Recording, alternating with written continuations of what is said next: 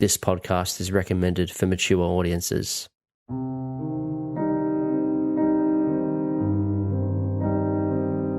You blink for a moment, and then you just see darkness, pure darkness. I experienced that feeling, and instantly I dropped the necklace. I let out a very sharp... Just a necklace? You think he's gonna react like that with just a necklace? I don't believe you. So you continue to investigate further. We hear death cult and we go, tell me more. May simply be psychological, or it could be a symptom of radiation. I would have to do more testing. I might just go for a casual stroll in the direction of where the Delarues went. You trail Walter Schneider to a meetup in the old Berlin museum. But I am very concerned that these crystals are leaking some sort of poison. So you probably get probably no more than a kilometre or two up the path, and then the fog starts to roll in. And that they may be affecting our brains. But what about your father? I'd love to ask him some questions. And it's this thick, unforgiving fog that just descends upon you. The fog crept forward like a living thing, slow and deliberate. They probably notice that you don't speak German, and I think Walter probably goes, sorry, the museum is closed. You have to come back tomorrow. Oh, it's closed, you say? Yes, thank you for letting me know. Dear, I don't know if I should continue on through this. I've only just arrived. I do not know where I'm going. Oh, well, Dr. Schneider, it's lovely to meet you. Stewart Carlyle can't help but shake the feeling that he's being watched. What is it? Is it a hawk? I'm gonna grab that crowbar and start prying these boxes open. Is it I don't know what birds are in this area. Too foggy to tell, but it's there. There's something there. I feel a presence. Yeah, you look inside the box, and it is full, packed to the brim with dynamite. Now what in the hell? I noticed that a lot of the residents are carrying around this jewelry. She looks at her very large pendant, which is covered with these crystals, and she goes, yes, the Southern Ocean Glass. Have you heard of them? Am I still hearing birds? You can hear birds squawking in the distance. The air itself seemed alive at their presence. They are very beautiful, but I am more concerned from a chemical perspective that they may actually be irritated by some poison that affects the mind. Every rustle of leaves or whisper of wings reminded me that I was the subject of their silent scrutiny. This island does have some very strange energy, as they say. They were both familiar and utterly foreign. I couldn't shake the feeling that they understood me more than that they let on. So something about all of the death and horror that these animals on the island have felt. Perhaps you were tapping into that something. Was I the only one to arrive here? Every time you mention, like, hey, we should maybe take the crystals off, put them away for some safekeeping, she sort of clutches her pendant tighter, as if she doesn't want to let it go. Ah, the precious. Was the boat a dream? There must be a mistake or something. Absolutely not. I don't think anyone sends this amount of dynamite somewhere without a damn good reason, if you ask me. You probably hear the footsteps approaching from further within the camp. And it's Edgar going, the birds! It's the birds! Now look where you're going, Edgar. There's a whole bunch of dynamite. Be careful, man. Did you say dynamite? What are you up to? The De La Rue shipped it here. Don't look at me like that. If they brought it, why did they not take it with them? You know, that is a dang good question. I like you, Edgar. I think you're on the right track.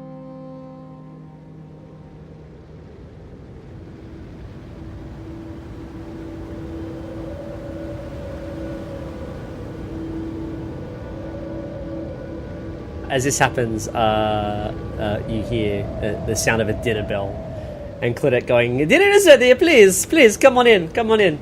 You must be freezing out there." As the wind is like galing across.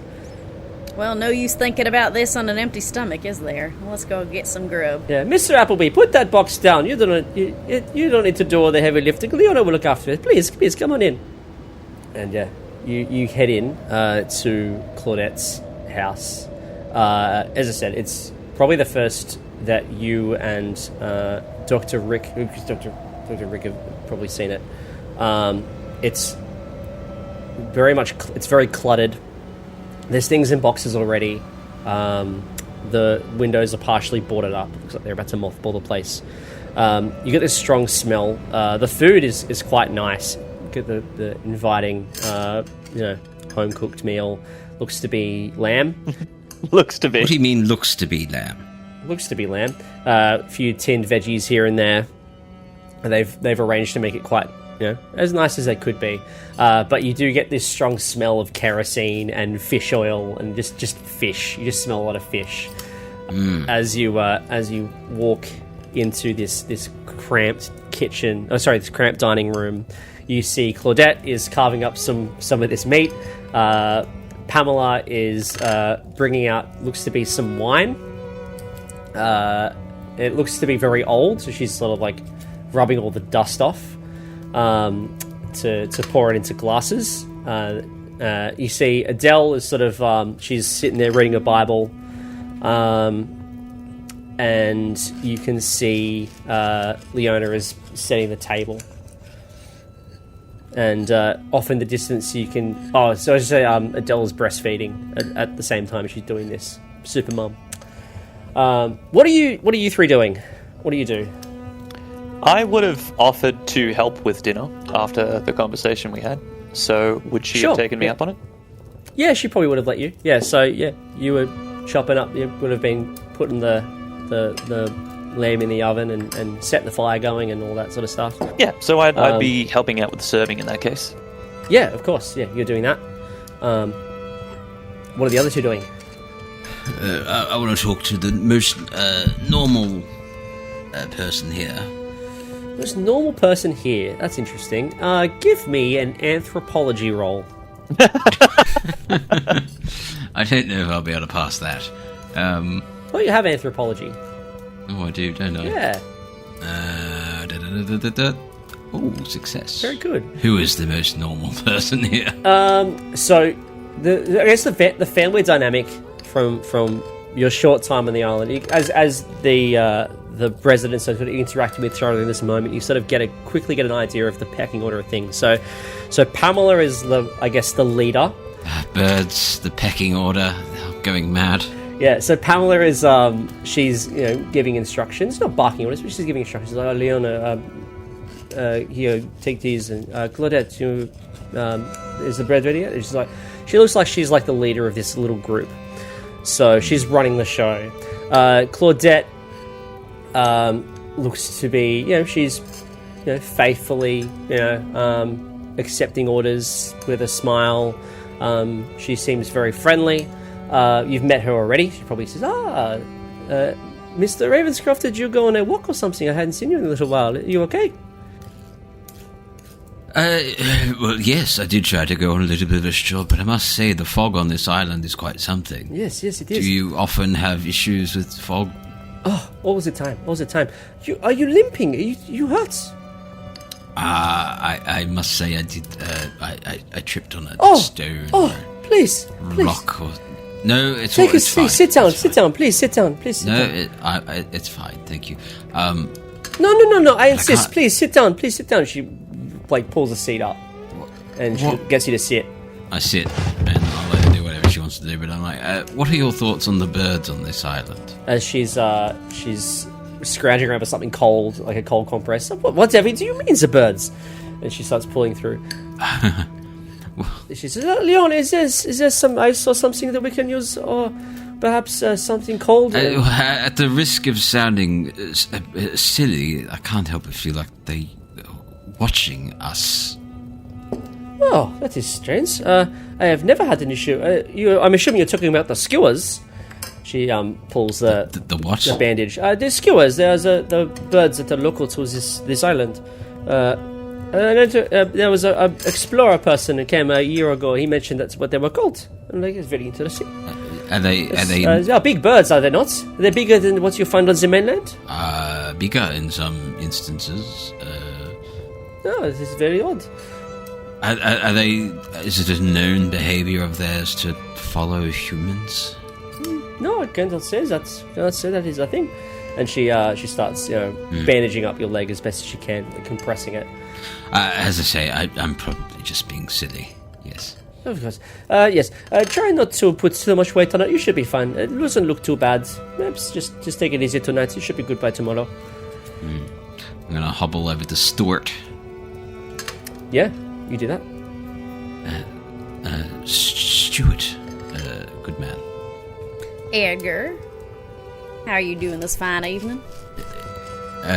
Well, hasn't been the smoothest start to this trip, but I must ask, who have you asked about the dynamite? Who have you told about the dynamite? Well, why would I tell anyone about the dynamite? That doesn't make any sense. Well, who knows so far? The only people who know about it are the ones that have seen it. Yes. There is Miss Leona, and I believe Miss Adele was in the room as well. But other than that, she wasn't. Left. Okay, so just Miss Leona and yourself. That's all. So none of them know what the dynamite's for? I don't think it's for them. I don't think they're meant to know about it, and I plan to keep it that way if you think that's a good idea. As you say that, Pamela turns around. She comes up and uses, I hear you found a crate of dynamites. My daughter was just telling me that she found some dynamites. The dynamite? Yes, there was some dynamites. Everyone can know about it now. Everyone knows about the dynamite. We've been over this. Planes don't exist yet.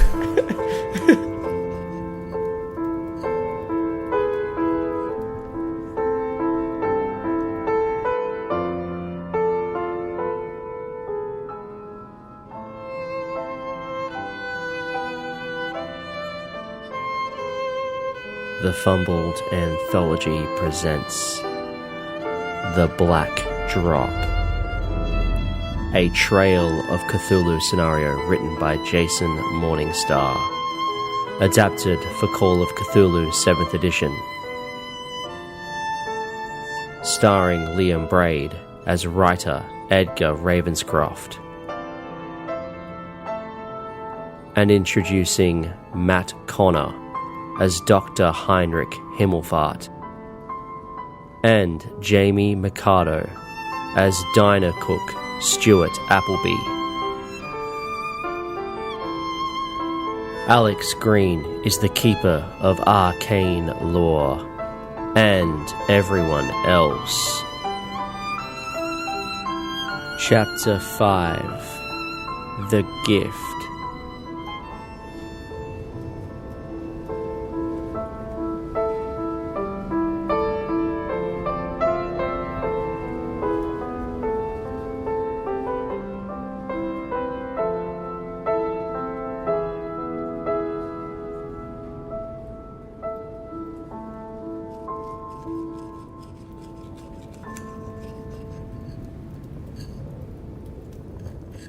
I just don't understand. We're shutting down a sheep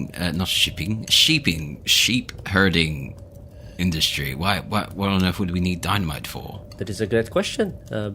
Dr. Heinrich, are you aware of dynamite being used in the closure of the island? I was not aware of this, but if it is from the De La Rouges, and I imagine that it might be involved in the geology affairs, no? Yes, I believe they used geology. Last time they were here, they used some dynamite to get the fossils out, but that's... you said there was a crate of it? We took 15 crates, no? 15 crates? Mon Dieu! Well, we should make sure it is in a safe place, and when the Ostro comes back, we should make sure it gets right back onto that boat. I don't mean to sound alarming, but how many crates did you say? Leona pipes up. 15 crates! I don't think the Ostro would have allowed 15 crates of dynamite onto their ship without knowing about it. Yes, that is true. Did you talk to the captain about this? Well, we didn't know there was dynamite on the boat until we arrived, and he's gone now. True. Perhaps we need to speak to him when he comes back. 2 weeks. Well, where does anyone know where they've gone? Yeah, all we know is it went straight up the slopes. They've probably gone up to Mount Ross or Mount Lyell, one of the two. It's usually the two active the two volcanoes that are found on the island. Where do they stay in the meantime while they are checking out the area? Well, last time they stayed here with us, but I guess they must have brought a tent or something. What did we see them leave with? You saw them leave with supplies. You assume there was a tent in there, but the amount of supplies, I guess, for a 2-week journey probably seemed a bit less than what you'd expect, or a lot less than what you'd expect. So perhaps they already have something set up there. Perhaps. We could go look for them tomorrow if you like. Perhaps, but I would like to speak to the men and see if they may have experienced something with these crystals. We could do that. Well, they are... Crystals? What crystals? Oh, I had a strange occurrence happen earlier today with one of Odell's pendants. It's as soon as I touched it, it seems that I found it very difficult to breathe or see, or almost as if I was suffocating. It may be that there might be something wrong with the crystals or the jewelry, or perhaps I am simply imagining things. But I have been very concerned with the fact that a lot of these have been. Well, now that you are all here, it may be for the best that if you experience any similar symptoms, that we don't wear this jewelry until it can be tested. And yeah, as you say that, I think Adele is there. She's still breastfeeding her baby, and she's just like, "Oh no, nothing like that. I've never experienced anything like that. But what do you, Shalazin? What do you, Pathetia? For the miracles that occurred to you had occurred in Tyre and Sidon. They would have repented long ago in sackcloth and ashes. Nevertheless, I said you would be more tolerable for Tyre and Sidon at the day of judgment than for you. And for you, Capernaum, you will not be exalted to heaven." And then she just starts going on a tangent, talking about nonsense. You see Claudette is like almost disgusted, looking at Adele like, "Oh my God," like. And she probably says something like, "Adele, we have guests. Do you mind? Please. And she's like, "Oh, I apologies. 1,000 apologies. I'm sorry." When I make the suggestion about the jewelry, though, do I get the same sort of reaction with any of the other women about the whole clutching pearls? Not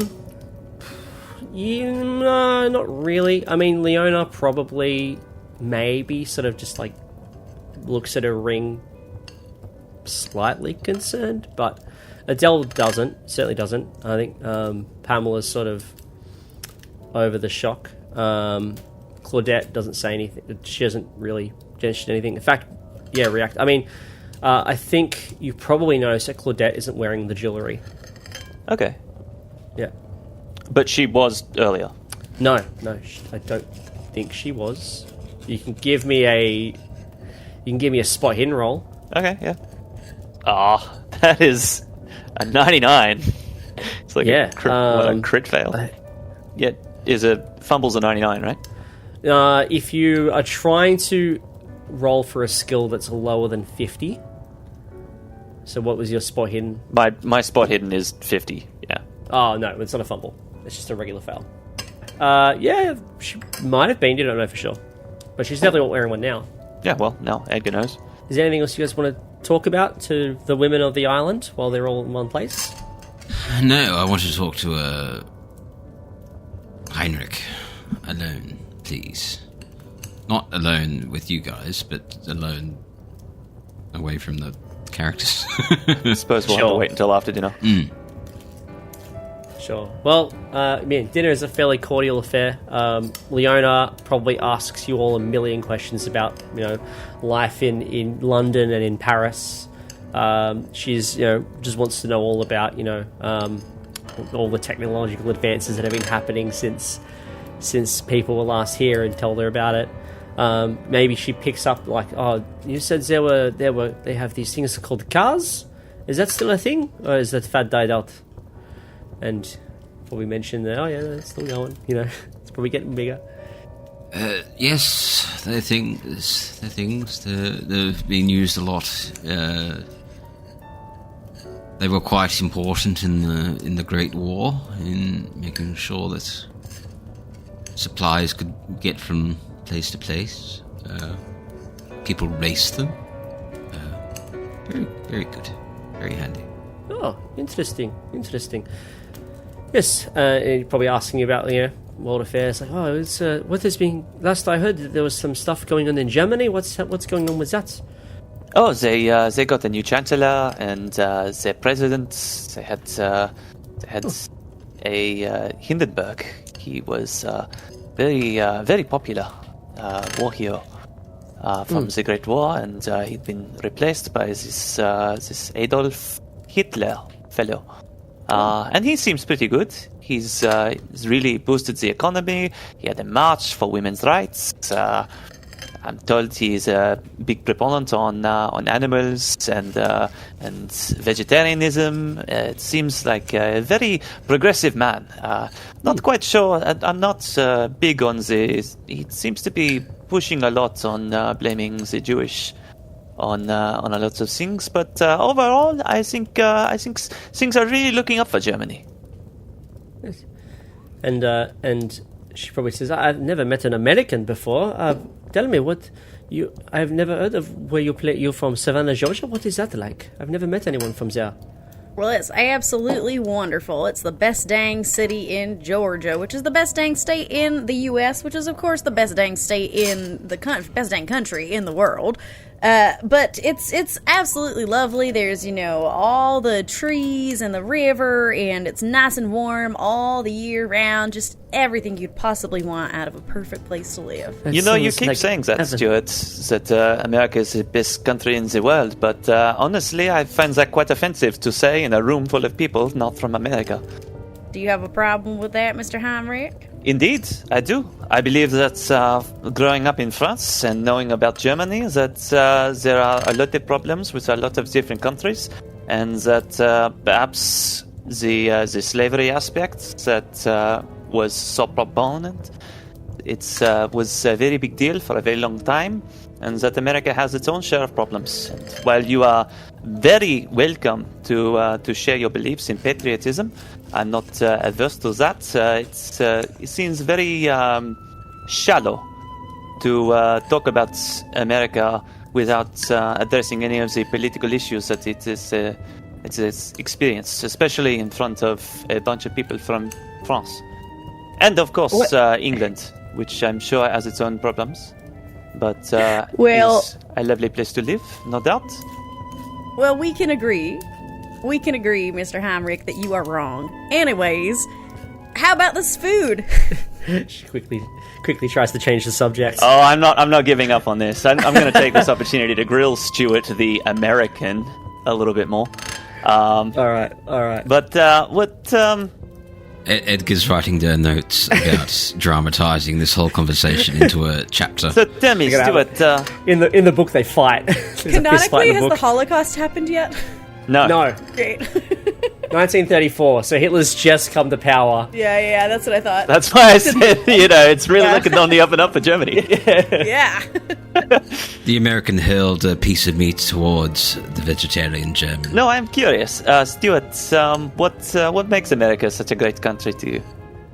Well, we have freedom, which we have more freedom than everywhere else in the world. We can have guns, we can have there's so much of America to be still discovered and uncovered. It's so big compared to all the other countries. Have you ever seen a map? Have you ever been outside of the country before now? Yes. And where else have you been besides the U.S., Georgia?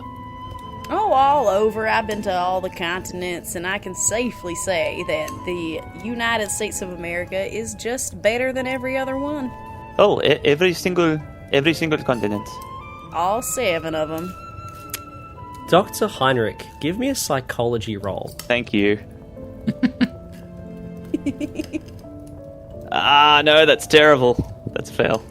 Yeah. America! Just another loudmouth, ignorant American who thinks that their country is better than everyone else. That's all right. I got what I wanted. I'll let him blather on for a little bit. Yeah, all right. So, I think the night continues much like that. The wine is passed around. It's probably more of the same, but more slurring. Stewart, my boy, I was wondering if you could rank the states for us. Well, Edgar, there's Georgia, and then there's all the rest of them. What are the rest? Do you really want them in alphabetical order? Because I can do that. There's actually a song that every single American learns at school when they're a child. That's okay. Alabama, Alaska, Arizona. Rick, do you want to step outside with me for a moment? Have a cigar with me. Leona is very impressed. She's like, no, please, continue. I distract them with my singing while Heinrich and Edgar go have a chat. Yeah, okay. And they're just like loving it. Like, oh, sing another one. And like, you have such an amazing voice. While that's happening, Edgar and Heinrich, you can slip away. I'll light up a cigarette. Doctor,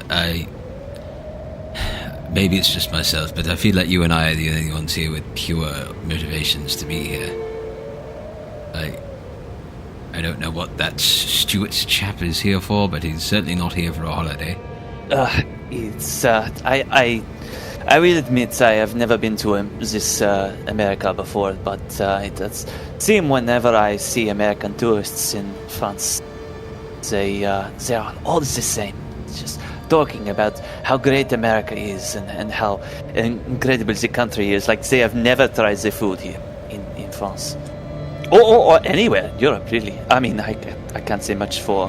yes, but you can't believe that this chap is playing this buffoon of a character, would point to somewhere on a map and just go to the hardest place in the world to get to. Oh, no, absolutely not. I will have you know, actually, that I caught him in Pamela's husband's workshop trying to pry open a lockbox, and as soon as I pointed out how highly illegal it was, he simply made an excuse and said, no, let's check it out. No. Oh, how did he do it? Let's just check it out. I don't know. I don't do a very good American. I came here to write a story, but this story seems to be writing itself. We have an American here who won't tell us why. We have De La Rouges bringing 15 crates of dynamite onto an island that has sheep. The captain of the boat must have known about 15 crates of dynamite being on his boat, so he knows about it too. Where are all the men? They're off herding the sheep, so to speak. We have crazy women here who are crazy. We have a German boat with a distress signal with the Black Drop Society. Something along those lines. I've already forgotten. Yes, it did seem that the Black Drop Society was here on orders from their new president. I did get a sign from Adolf Hitler. So there must be sanctions and have some funding from the government. So it might be an official government project. But I think in regards to my point is there are so many motives for being here, and none of them seem to have anything to do with sheep. No, that much I can agree on. But if we are to find out exactly what everyone is up to, I think it would help not to antagonize too many people. Or I found that... well, maybe not challenge the American about the best country in the world, then. That simply got the better of me. I am very tired of hearing we all know that they're wrong, but they'll never admit that they're wrong. So it's just so ignorant. We fought a revolution for freedom, and this ignorant pig wants to talk about the freedoms of America. No, as if we didn't fund them. Sorry, my apologies. I just got a little. I got a little heated. It's all too familiar with the amount of plotting and scheming that goes on in London or in Paris or in Germany. But why would they need to be plotting and scheming on this godforsaken island in the middle of bloody nowhere. No, Stewart is up to something, but I do not think that having come to this island, that he's probably trying to find the same thing as us. Which is what? What are you trying to find? Well, exactly what is going on here. I think that perhaps he might have different reasons for this. Yes, but as I say, a restaurateur from Savannah, Georgia... No. That is bullshit. Why would they care about what's going on the Kerguelen Islands? He's broken too many laws for me to buy this story. I'm not buying this. But whatever his reasons. What if Stewart is in the Blackdrop Society? Oh, you think this? That could be, perhaps. But if that was the case, then why would he not be on the other ship? No. I don't know. Maybe there was an American chapter of the society, and the communications, as far away as they are, went dark or something. I don't know. Maybe Stewart missed the boat and joined ours instead. Perhaps, but it does not seem that it allies. It seems almost as if he's here for a completely different reason. But I know not what. The only problem is to put all of these pieces together. I have the crystals and I don't know if you noticed, but it seems that they are very reluctant to take my advice on keeping them safe. I say tomorrow we go out and find these men on the island, see if they're actually herding sheep, or where the Delarouges have gone. I'm not concerned about the sheep, but I would like to find out where they are getting these crystals from. Not to mention, yes, the Delarouges are very suspicious. Between the swinging and the crystals and the dynamite, it does not quite add up. Oh, and one more thing. Watch out for the birds.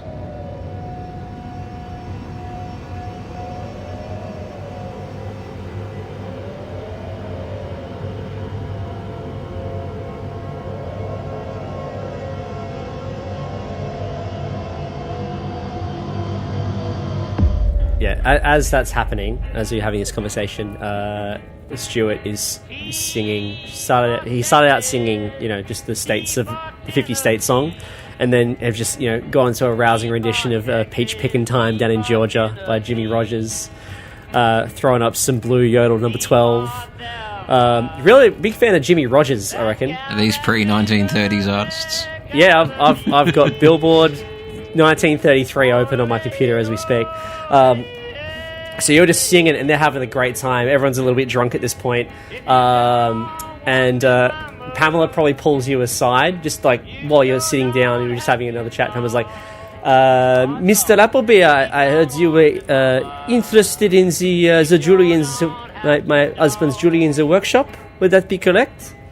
Yes, Miss Pamela, I am very curious about the jewelry. I saw what happened to Dr. Heinrich when he picked up the necklace that Adele has over there, and I'm just very, very intrigued. I'd love to speak to Mr. Leon when he gets back from the sheep. Well, you can absolutely do that. He'll be back tomorrow.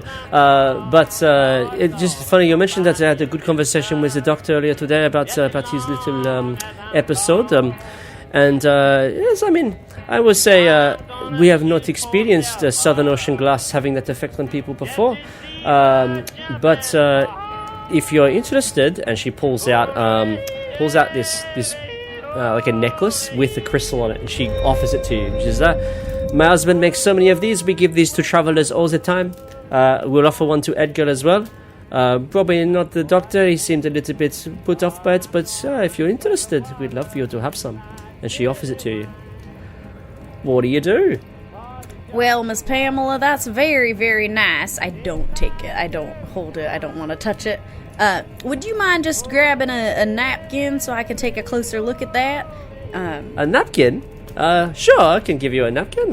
Yeah, she says, Leona, get a napkin for the nice man. And Leona goes, yes, of course, mother. And she, runs over to gets like a dirty tablecloth. it's not a napkin, it's a dirty tablecloth, and she gives it to Pamela, and Pamela says, here you are, and she offers you the napkin.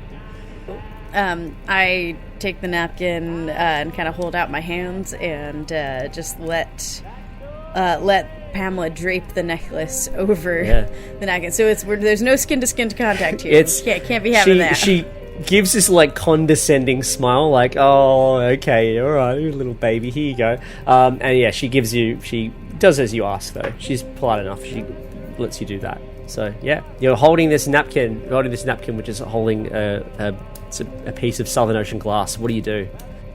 I lift it up kind of pretty close to my face and see if I can I scan it very, very intensely. I'm looking for anything that I can learn about this necklace. Give me a geology roll or a natural world roll or a hard intelligence, I think, or hard education, I think would be good. Okay. I will go for a hard intelligence, probably. Hard education, sorry, not intelligence. Or education? Hard okay. education. Well, yeah. Either way, it's very much a fail. Yeah, okay. No, you've... it just looks like an ordinary crystal. It has it's like a little purple hue.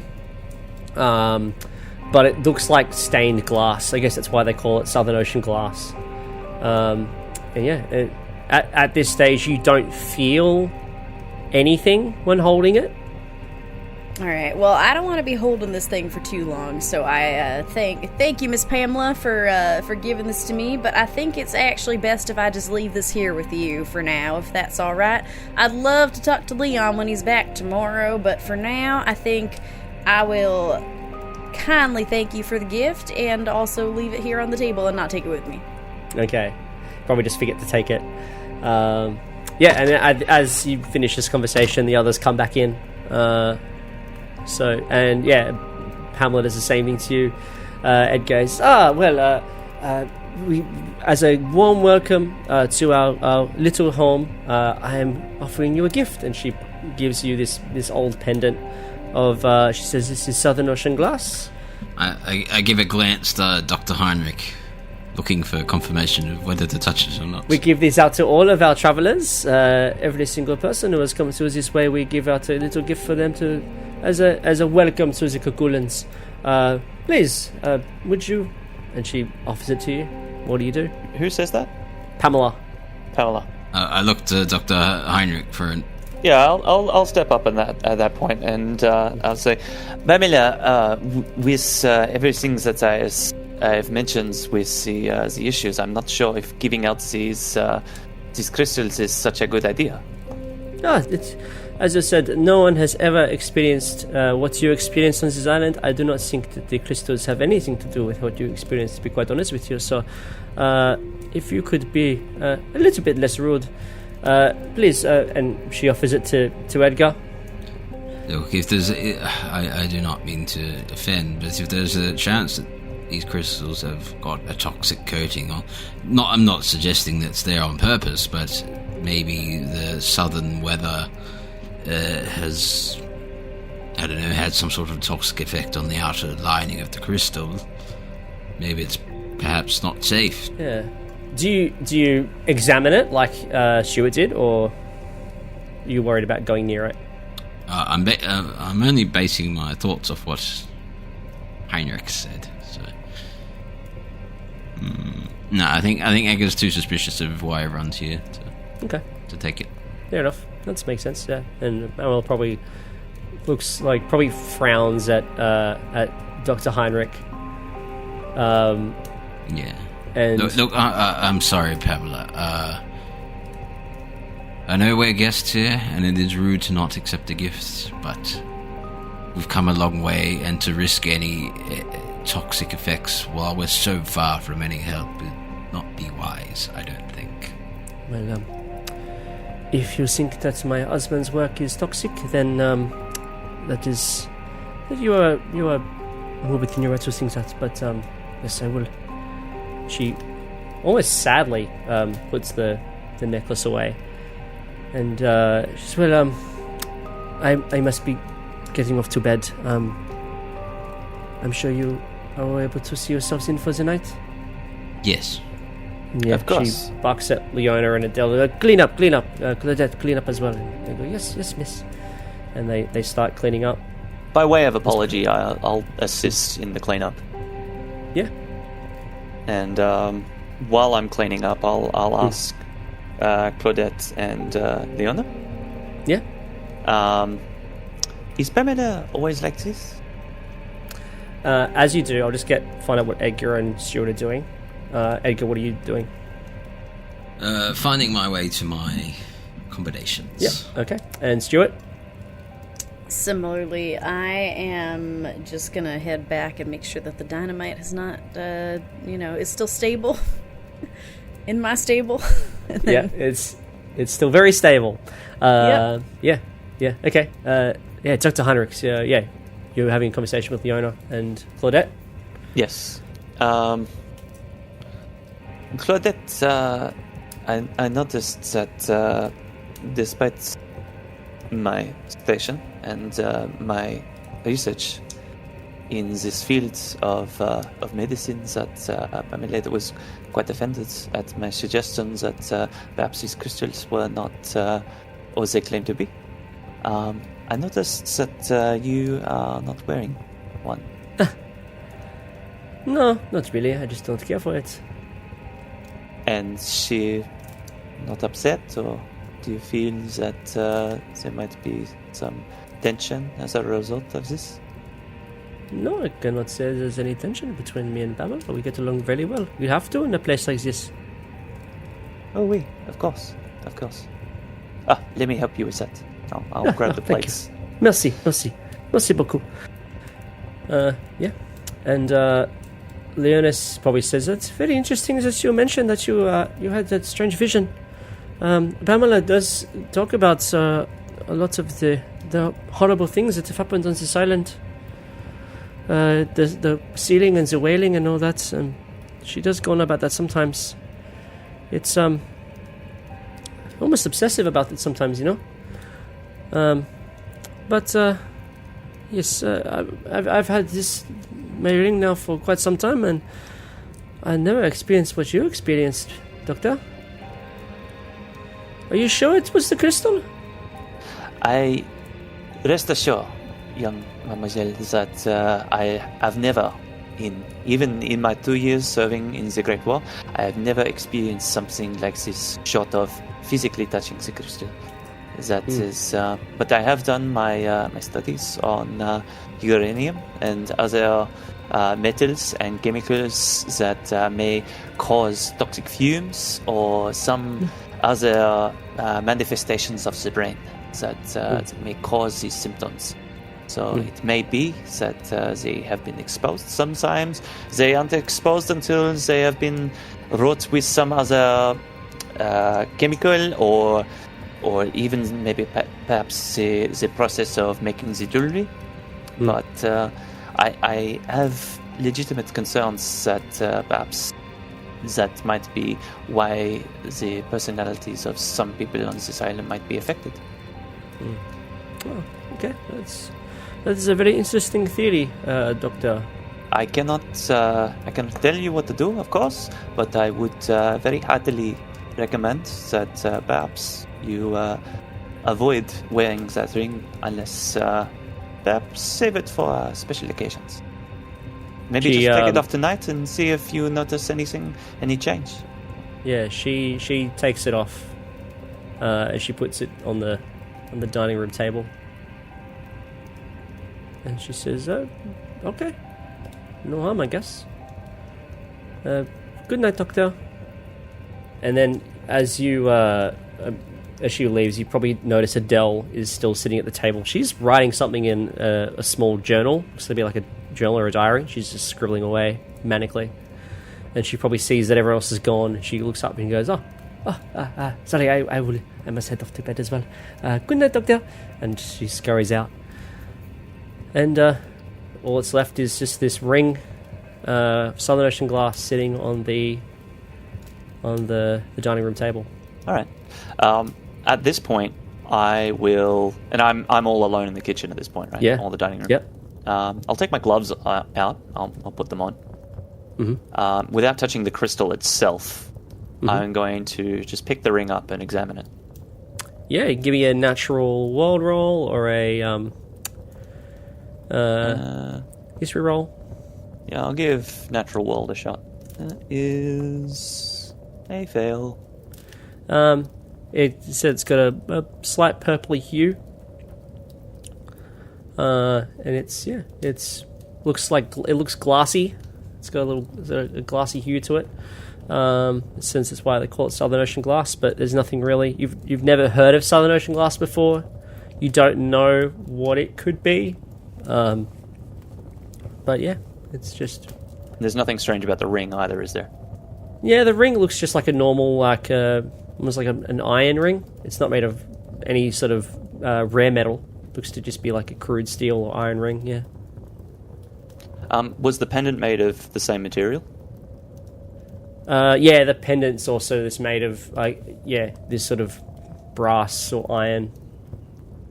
So it's just the crystals. I'll put it back in. I'll try and put it in the same position so it looks like it hasn't been touched or picked up, and I'll make my way to bed. You do that.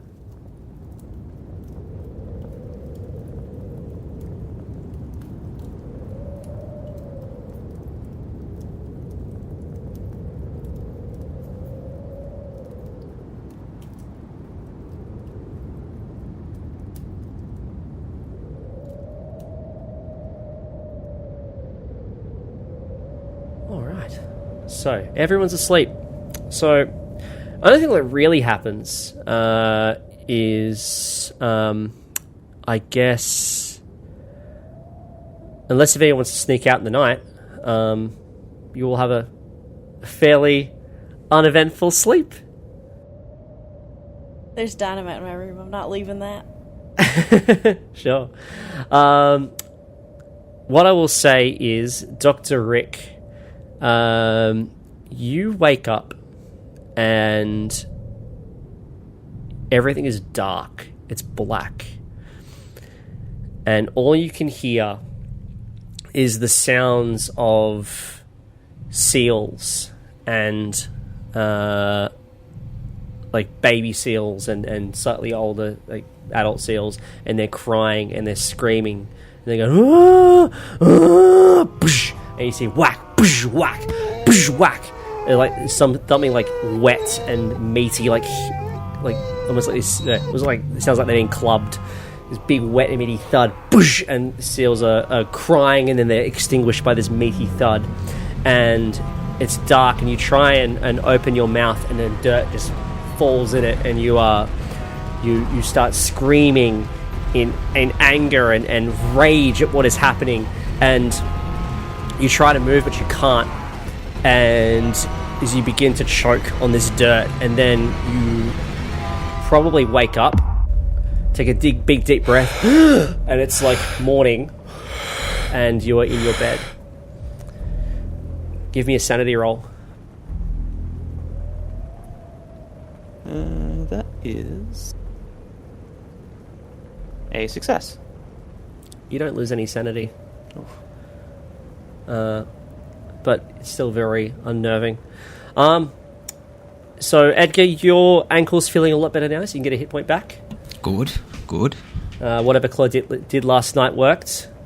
And you wake up to two things. One, there is some piping hot French bread at your bedside. It looks delicious. Fantastic. And you also see a skewer. These large birds that you saw at the harbour. One of them's just at your windowsill, looking at you through the window. I think that bird would look good on a skewer if I had my way with it. Why is it looking at me? That's a great question. And I probably get a bit frustrated at this point, and I get up to the window and I'm like, shoot. And it goes, Wah! Flies away. Bloody thing. All right, and Stewart, you wake up, and there's a whole bunch of dynamite, and you're covered in hay. How How'd you sleep? I slept like a little baby. There's a whole bunch of hay and you're covered in dynamite. Just another day at the office. Let's see. Waffle Houses, eh? It's like you never left. Classic. All right. So, yeah, it's the morning. It's probably like 11 o'clock. So it's pretty light, but it's wet. It's raining, and it's windy, and it's cold. But it's another day in the Kerguelens. What do you guys want to do today? Well, I'm hoping that Leon comes back from herding those sheep so I can have a chat with him about all this weird jewelry he's making. Yeah, there's no sign of the men yet. Yeah, so I'll get up, I'll have breakfast, I'll make some small talk, I'll apologise. Yes. I discussed with Dr. Heinrich last night. I think we were going to go looking for them. But yeah, I'll apologise to Pamela in the morning for my outburst and say that perhaps I overreacted a little bit.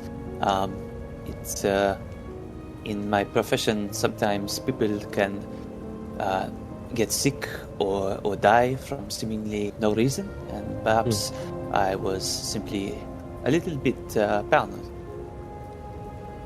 That is quite all right. But please, if you do notice anything, please don't hesitate to ask. I do need to complete a checkup on everyone before the boat arrives to make sure that there's nothing wrong. Of course. Yeah, as you probably head into the dining room, because you slept with them, didn't you? You slept in their house, so you head into the dining room, and the ring is gone. Okay. Leona walks in. You immediately spot the ring around her finger, and you also notice, if you can give me a spot hidden roll if you like, And try. or a first aid or a medicine. Well, if I'm doing first aid, yeah. That is a hard success. The untrained eye probably wouldn't have seen this, but you have a medical background, so you probably notice this. There's some strange lumpiness, or almost a bruise that has taken over Leona's face. It's hard to spot. She's got some sort of makeup on, but you can tell. And combined with scratches on her arms, which she has again tried to cover with a warm jumper, you get the feeling that someone or something attacked Leona last night, and she's just playing it off like nothing happened.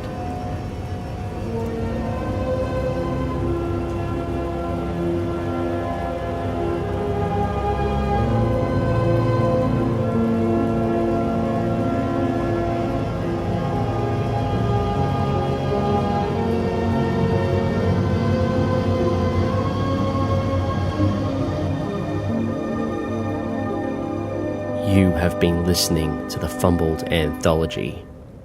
If you enjoyed this production, new episodes are released every Sunday, and you can find more creepy tales by visiting fumbledanthology.com or check us out on the social media of your choice. Thank you for listening. See you next week.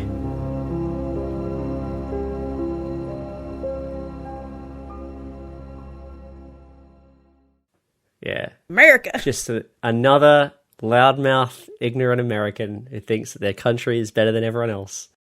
What a jerk. All right. Can't believe you made me do this.